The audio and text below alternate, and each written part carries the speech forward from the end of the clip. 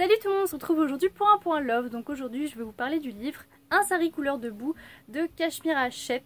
Donc je ne sais pas comment ça se prononce, je suis désolée. C'est un livre qui me tentait beaucoup tout simplement parce que il y a quelques temps j'ai vu un reportage sur la condition des femmes en Inde. Ça m'a vraiment beaucoup choquée et je me suis dit que ce serait très intéressant de lire un livre, même si ce livre-là parle de la condition des femmes dans les années 1920. C'est pas la même époque aujourd'hui, donc pas forcément les mêmes conditions, mais j'étais très curieuse de savoir ce qu'il pouvait se passer dans ce livre-là et comment ça se passait avant. Donc je vais vous résumer un petit peu cette histoire. On va suivre Lila, qui est une jeune fille qui a été fiancée à l'âge de 2 ans, mariée à l'âge de 9 ans et qui est devenue veuve à l'âge de 13 ans. En 1920, le veuvage chez une femme, c'est très mal vu, on n'a plus de destin en fait, on n'a plus d'avenir, tout est fini. On doit vivre reclus, on ne doit pas se remarier, il y a beaucoup d'isolement. Et il se trouve que peu à peu, Lila décide que non, ce ne sera pas sa vie, ce n'est pas du tout ce qu'elle a envie de faire, ce n'est pas sa faute si son mari est décédé, elle a envie de faire tout autre chose. Lila est plutôt bien entourée puisque dans son entourage, il y a certaines personnes qui vont l'aider dans son désir et dans ses objectifs.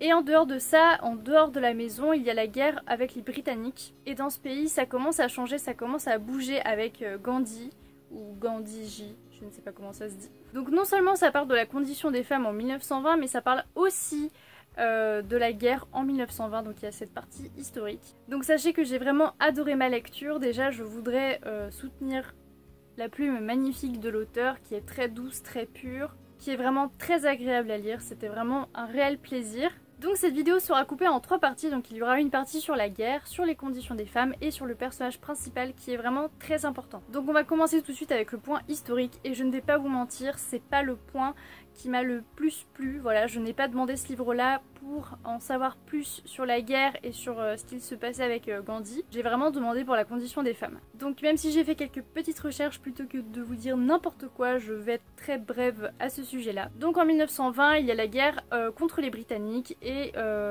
il y a un grand changement en Inde puisque Gandhi a décidé de tout simplement promouvoir la non-violence, l'égalité des sexes et de lutter contre les discriminations. Enfin voilà, vraiment de très gros changements qui ne plaisent pas à tout le monde. Donc vous vous doutez bien qu'avec de tels changements et la guerre, forcément, dans les rues, dans les villes et les villages, ça bouge beaucoup, tout le monde est un petit peu aux aguets. Hein. Donc le point de la guerre est développé, mais pas trop quand même.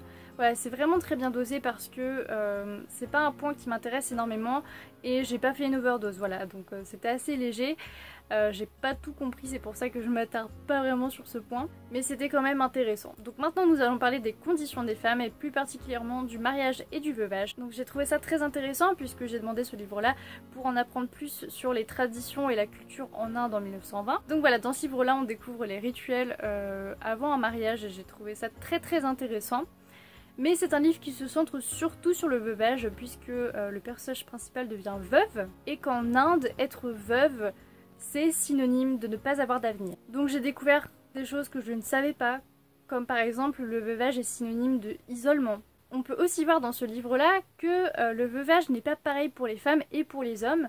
Pour les hommes, c'est beaucoup plus souple alors que les femmes, on a vraiment ce sentiment qu'elles sont punies pour des choses qu'elles n'ont pas commises en fait. Lila nous explique très bien dans le livre, elle a ce sentiment d'être punie alors qu'elle n'est en aucun cas fautive dans la mort de son mari. J'ai vraiment trouvé ça très intéressant parce que dans de nombreux pays, hein, les femmes ont moins de droits que les hommes et donc ce livre montre vraiment que les femmes sont défavorables par rapport aux hommes. Et j'ai trouvé ça vraiment très intéressant parce que c'est très bien expliqué.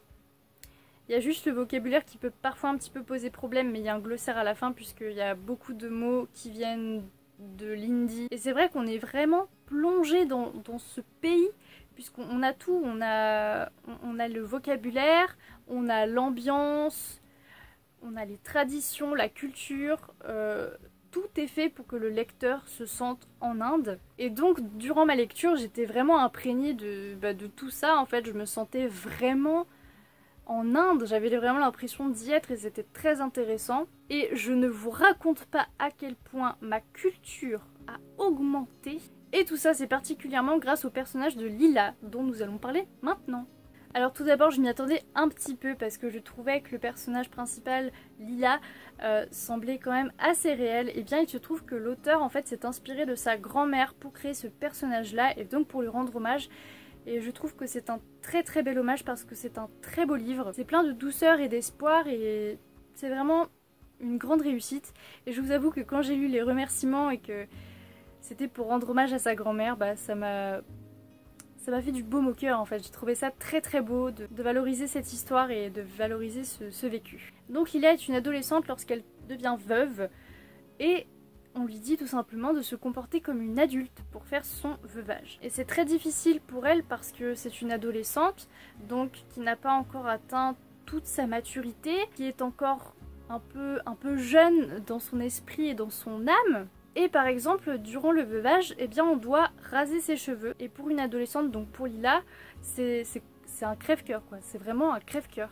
C'est un sentiment d'être puni alors qu'on n'a rien fait. Donc voilà, le personnage de Lila nous montre que le veuvage c'est une période très douloureuse, autant pour la veuve que pour la famille, bien entendu. Et tout d'un coup on a cette petite lueur d'espoir puisque eh bien, Lila retrouve le goût de vivre grâce aux lectures, grâce aux études. Et grâce à toutes ces lectures, elle commence à avoir un petit peu, vous savez, de l'inspiration. Elle a envie de se battre, elle n'a pas envie d'être punie toute sa vie, elle n'a pas envie d'être isolée toute sa vie. Il faut qu'elle s'en sorte. Donc si je devais décrire Lila, eh bien c'est une adolescente qui n'a pas eu de chance, qui est devenue veuve et qui se bat pour être heureuse, qui se bat pour avoir le droit à un avenir.